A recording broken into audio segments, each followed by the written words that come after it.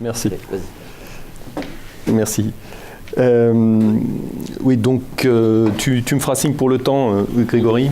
J'essaie de respecter mon... Voilà, exactement.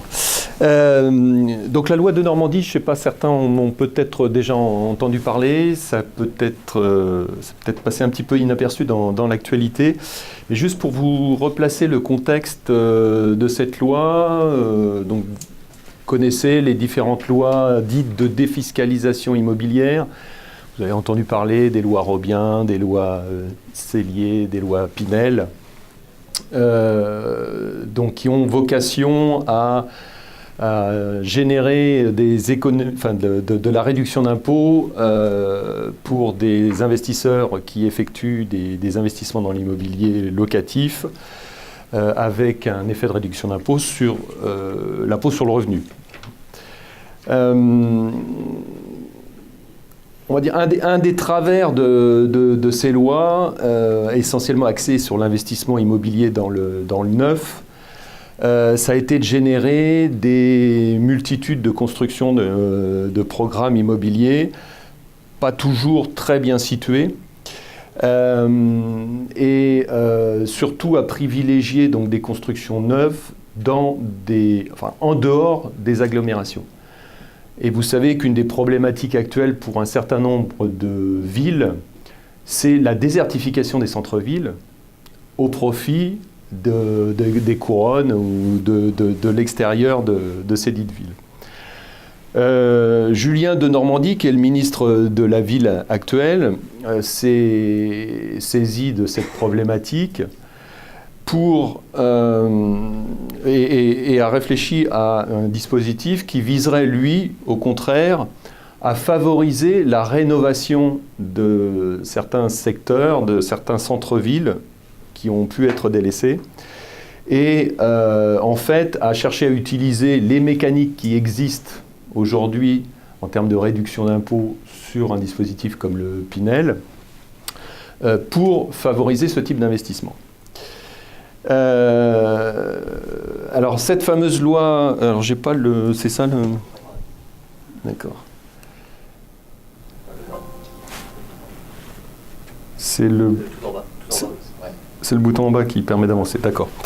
Donc cette loi de Normandie a été mise en place au mois de novembre 2018.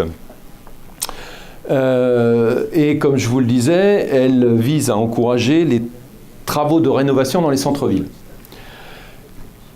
Les centres-villes qui vont être concernés aujourd'hui concernent 222 villes. C'est la fameuse action Cœur de Ville, vous en avez peut-être entendu parler. Macron s'en est pas mal servi au niveau médiatique. Et donc 222 villes aujourd'hui sont éligibles à ce dispositif. Alors il se peut que cette liste augmente dans les mois, dans les années futures. Mais aujourd'hui on travaille sur la base de ce référentiel-là.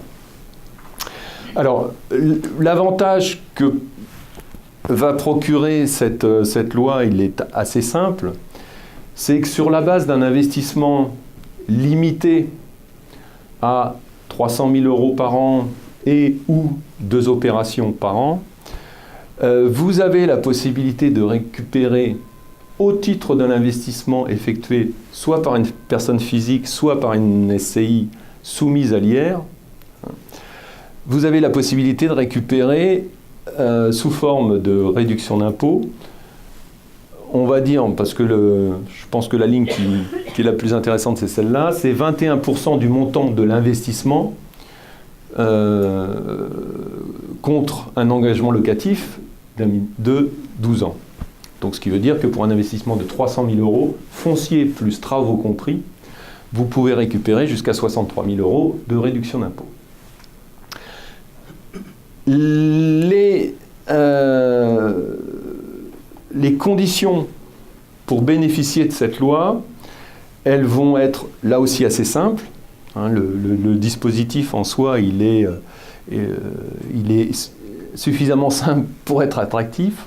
C'est que vous devez acheter un foncier et vous devez y effectuer des travaux.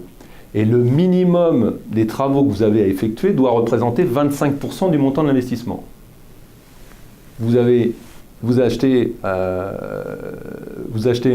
bien de 150 000 euros, vous devez y effectuer un minimum de 50 000 euros de travaux. 50 000, ça représente 25% d'un montant total de 200 000.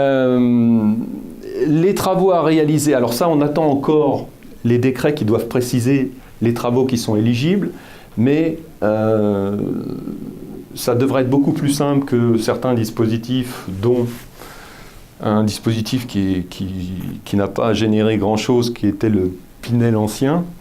Ça devrait porter sur des travaux d'amélioration, de rénovation, isolation de l'habitat, travaux de plomberie, d'électricité. Enfin, ça devrait être assez simple à pouvoir mettre en œuvre. Et bien évidemment, comme je vous l'ai dit, ça doit se situer dans une des 222 villes du plan Action Cœur de Ville. Plafond d'investissement, plafond aussi en termes de coût d'investissement au mètre carré, puisque vous devez respecter un montant maximum foncier plus travaux compris de 5 500 € du mètre carré. Bon, ça laisse quand même assez de marge de manœuvre dans bon nombre de villes concernées, parce que bien évidemment, toutes les villes à fort potentiel comme Paris, ce type de dispositif ne va pas être éligible.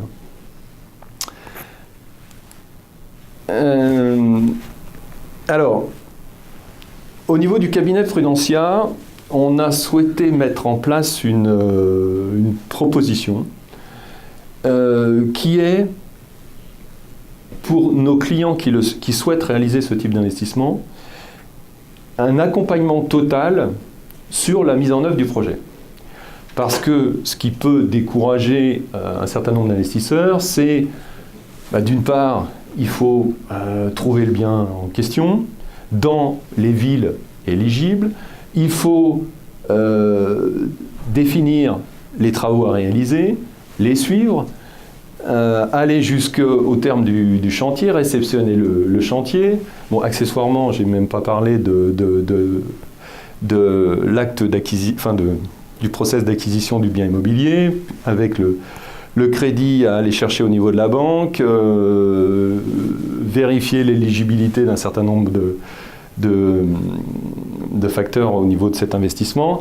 Donc, nous avons décidé de proposer une offre d'investissement où nous vous accompagnerions sur la mise en place de cet investissement. Et pour ce faire, donc, parce qu'on s'entoure aussi d'un certain nombre de compétences pour faire cette proposition, on a identifié dans les 222 villes actuelles de l'Action Cœur de Ville un certain nombre de villes potentielles où nous pourrions réaliser ce type de prestation. Alors je ne sais pas si les villes que j'ai portées sont, si vous arrivez à les lire, peut-être pour les premiers rangs, c'est peut-être moins évident pour les derniers.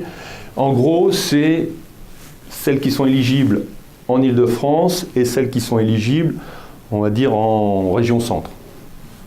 Et vous retrouvez dedans des villes comme Arpajon, Corbeil-Essonnes, Étampes, Évry, Rambouillet, Sartrouville et Saint-Michel-sur-Orge pour ce qui concerne l'Île-de-France. Blois, Bourges, Chinon, Romorantin et Saumur pour ce qui concerne le centre, enfin le centre un peu élargi pour ce qui concerne Saumur. Donc ça, ce sont des villes où nous avons une capacité à aller identifier des biens immobiliers et à accompagner le suivi des travaux. Il y aura peut-être d'autres villes qui se présenteront. Le dispositif de Normandie a vocation à perdurer jusqu'au 31 décembre 2021. Donc on a a priori, on va dire 3 ans devant nous pour mener à bien ou du moins mettre en place ce type d'investissement. Donc là, voilà, la liste des prestations que nous pourrions être amenés à réaliser pour le compte de nos clients. Est-ce que vous avez des questions par rapport à ce que je viens de vous présenter, ou est-ce que C'est dans le centre-ville des villes. Alors c'est effectivement dans le centre-ville des villes. Alors effectivement ça donne lieu aussi à un zonage. Un découpage. Exactement, puisque là ça dépend des secteurs qui auront été rendus éligibles par le dispositif. Est-ce qu'il y aura des restrictions des plafonnements de loyer? Alors, effectivement, très bonne question, je n'ai pas abordé le point. Il y a à la fois des plafonds de loyer à respecter et des conditions de ressources du locataire. Et ce seront les mêmes que pour le dispositif actuel. Le dispositif Pinel actuel.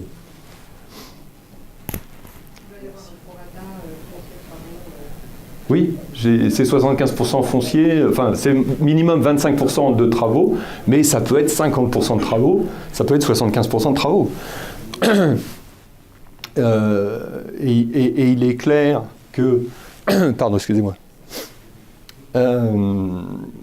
Il est clair, parce que... Alors là je vous avoue qu'il y a un point qu'il faut que je vérifie.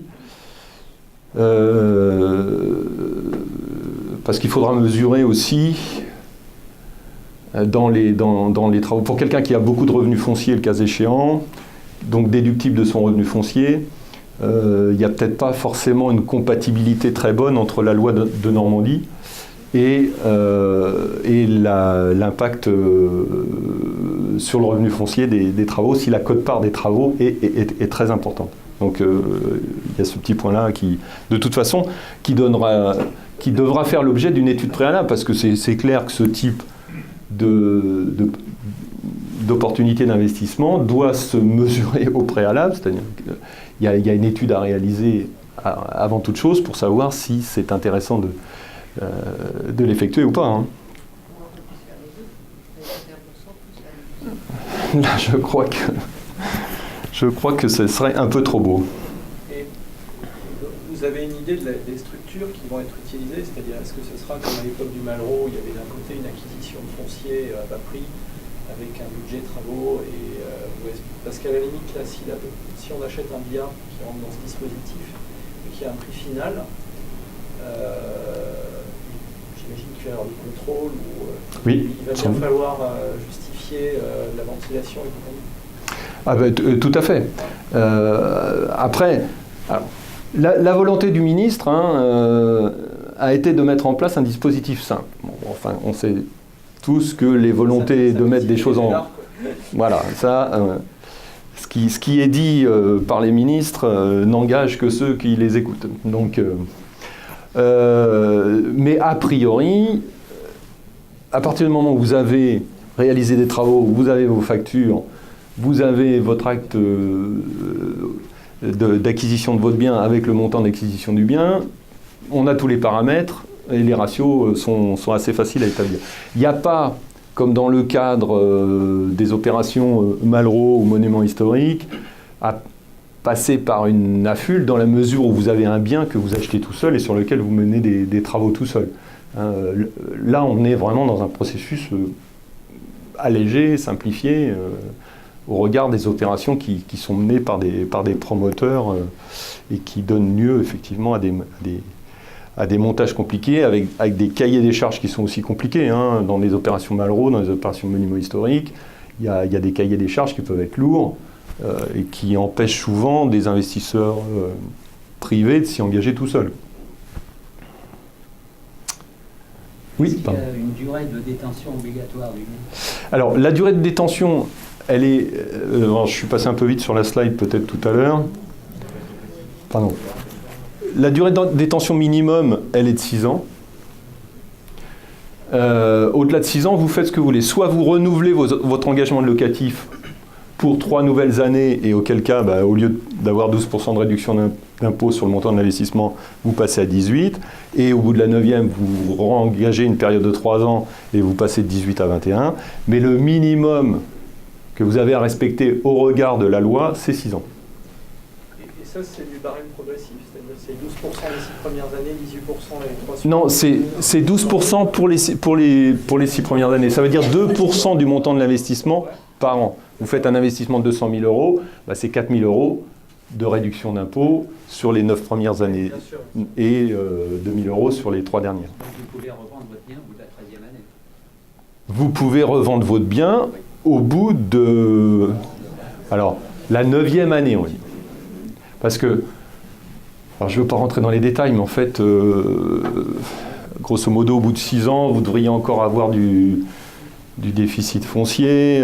Bon, on va dire, après la 6e année, vous pouvez le revendre. Après, donc, ça nécessitera une analyse précise pour vous dire vous pouvez le revendre dans la 7e ou attendre la 9e. Mais vous respectez 6 ans, vous avez tenu votre engagement, vous pouvez faire ce que vous voulez après. C'est pas pour des plus-values immobilières. C'est pas la plus-value.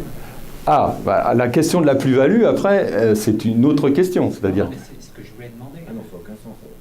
Ah bah, bon. Alors, par rapport à cette question, si vous voulez, moi j'ai une philosophie, c'est que l'investissement immobilier, c'est pas de l'investissement court terme. Et en gros, en plus, si vous engagez des travaux... Non, parce que les travaux sont comptabilisés dans le décompte de la plus-value. Mais en gros, il y a, sauf spéculation immobilière, enfin hausse des prix de l'immobilier assez spectaculaire, il y a peu de chances qu'au bout de 6 ans, vous réalisiez une plus-value sensationnelle. Hein.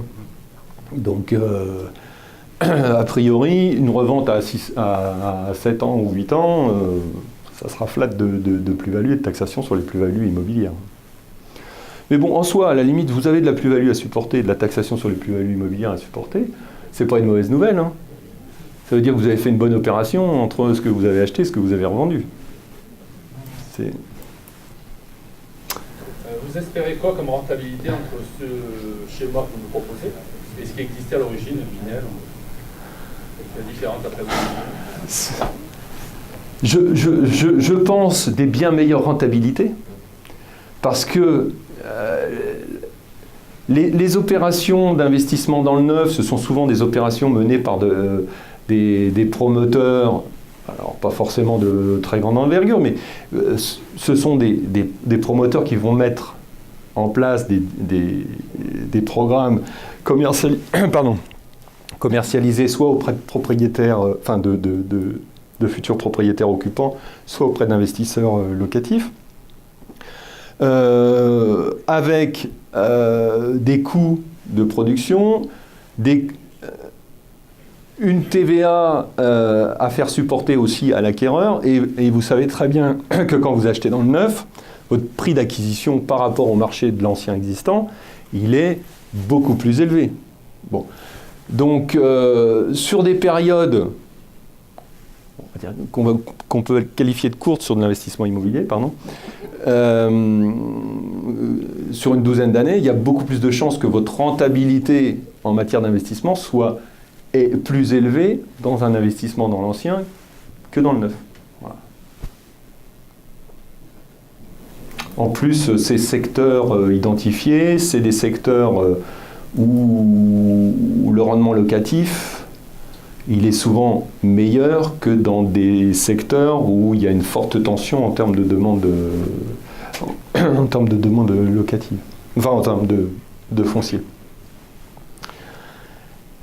Je vais peut-être passer la parole, non ? Parce que je suis limité. J'ai pas 1 heure, moi, j'ai 20 minutes. Evelyne, tu enchaînes ? Merci de votre attention. Merci.